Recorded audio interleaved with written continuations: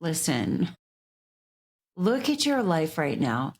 You could not in a million years imagine fucking up your life this bad, right? But you did it like all by yourself. If you could fuck things up this bad and not even be trying, can you imagine what good you could do if you turned your efforts towards making your life better? Something's gonna change.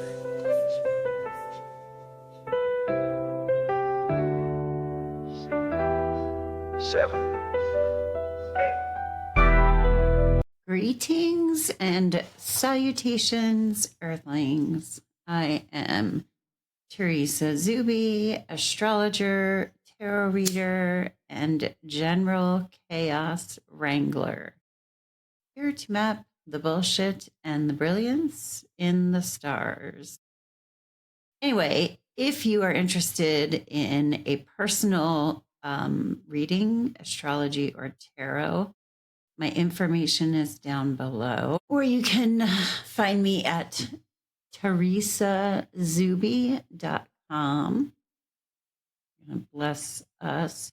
And today I want to share a story in conjunction with doing just a little mini read. But I was doing a reading the other day. The person I was doing the reading for had, we were talking about changing our lives and how can we possibly change our lives, or it was something along those lines. It was like, well, I don't know how to put this change into effect or how much of a difference it will make.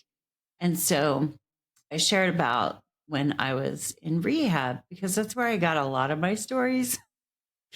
At least the ones that I feel prepared to talk about now. There's more that come after. I'm just, I have to let my stories percolate for about a decade, I think. No, 5 years. Anyway, so I was in rehab and I was arguing that there was no point or something like that. There's no point in trying to make my life better because it's bullshit anyway and blah, blah, blah. And I remember this lady saying to me, she was like, listen, look at your life right now. You could not in a million years imagine fucking up your life this bad, right? But you did it like all by yourself. If you could fuck things up this bad and not even be trying, can you imagine what good you could do if you turned your efforts towards making your life better? And I just think that's brilliant. Like, because wherever you are, you did that. Like, you got yourself there. You can imagine what you can do with intentions and, directing your energy. So, and I was in a pretty hopeless spot at that point in time, but for some reason I loved that. It was very in my face. If you could fuck up your life this bad and not even be trying, imagine what you could do if you put a little effort into it. Anyway, so let's do a reading in light of that. All of my readings are general. Take what resonates and leave what does not. Don't force anything to fit. Don't force me to fit. You don't have to like me. You really don't. I'm becoming less and less where like I want people to anyway. You really don't have to like me. I'm becoming more and more okay with that. But if you do, I love that also. This is going to be short. I'm a little bit busy. Ooh. I want to come out. Okay.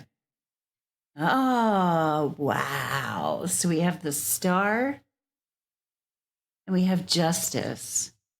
And this represents us internally, okay? And I think it's kind of funny because they were literally fighting. They were sticking out both edges, and it was hard for me to grab one or the other without possibly dropping the whole pile. There's something to that.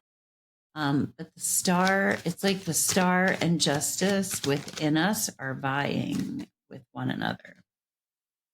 The Eight of Pentacles, the Eight of Pentacles, this is external energies. So the star and justice are what's inside, kind of a battle we have going on within. And then outside of us, what's in front of us is the Eight of Pentacles. What does God see? Man, there's a lot going on. Queen of Cups and the Queen of Pentacles. So the Queen of Cups, okay, this is what God sees. And it doesn't matter if you're a man or a woman, it's fine. The Queen of, you have feminine energy sort of within. So the Queen of Cups means knowing your worth physically, value wise, financially, as far as self care, taking care of your body, your health, your home, and all that. But God's like, you know your worth. And the Queen of Cups, this is self love. The cups are emotional love. So, love ourselves, know our worth. And then on the internal with this battle right here. So, the Justice card, this is divine justice. If we're like holding a grudge or watching to see if our enemy or whatever is going to take a fall, we got to stop doing that. But it could be like kind of battling for our attention. The Justice card is justice will be given out, but not always, not on our watch. And we might not always see things. So when I'm seeing this as like a struggle fighting with the star card, the star card is hope after a difficult time. So this is like, the morning stars come up, daylight is coming soon. You've been through a struggle. Don't lose hope. We're coming to the end of a difficult journey. But maybe part of getting through that process is letting go of this desire to maybe, whether it's seeing other people punished, the justice card is karma.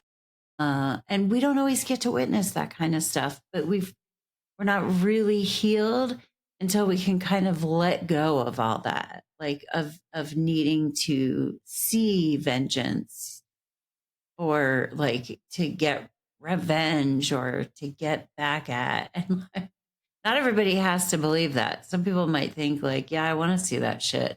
But I mean, that's cool for you. You probably just aren't like one of my collective though, because I don't really feel that way. I remember one time, I have another story. I worked in a restaurant and this guy we were just talking about stuff and I was talking about a situation and they were like, oh, so I had gotten sober and I responded to something saying, oh yeah, like I forgiveness and all that. I've forgiven. And then they asked a question about the afterlife or whatever. And immediately without thinking, my sassy ass is like, you know what? If my angel sees that angel in heaven, my angel will punch that angel's face. It was something like that. It was really stupid, but I was like, oh wow. Like for sure in the afterlife, it would be best if I would let that go. And clearly I had not. And so it was such a instinctual reaction though. And that's what made me realize like, oh, wow, there's still a lot of anger living in me about this situation. Maybe I should look at that perhaps. But that's what this is reminding me of. Like, do we have some unattended or unrealized or unfelt anger? Do we just need to feel and release and let it go? Like, it's not bad that we have anger, perhaps that there has been injustice. It's we need to feel the anger, but to feel it until it's passed through and gone. And then in front of us, external, we have the Eight of Pentacles. This is be proud of what you do. Eights are, with fours, we build a solid foundation. We've got the four corners. And then with eight, we have four more corners. So we make it three-dimensional. Eight is the Eight of Pentacles is when we're really embodying something, a project, whether that's work related or home related, or just something purposeful that we're doing on earth or creating. And with the Eight of Pentacles, there's a sense of pride and accomplishment that comes with that. Pride isn't always negative necessarily, but this is also the keep keep doing what you're doing, just keep at it. It's steady progress, feeling good about what you're doing. Again, one foot in front of the other. And when I'm pulling these cards, I'm pulling them in the context of whatever bullshit situation we've gotten ourselves into. And this could be minor and recent, or major and recent, or major and a long ass time ago. But there's something right now that is playing out where we have to remember to create, to build, to not get caught up or hung up in this seeing justice prevail. Okay. Part of justice prevailing is going to be us detaching our energy from seeing that justice prevail and creating what it is that we want to have in the world over this, because we're going from being reactive to creative. Okay. And as we continue to create, never mind all of the distractions, which are really, really distracting. We've got to create, because as we create forward, and otherwise we're just going to be it's like Alan Watts talks about somebody who just thinks all day and doesn't really do anything.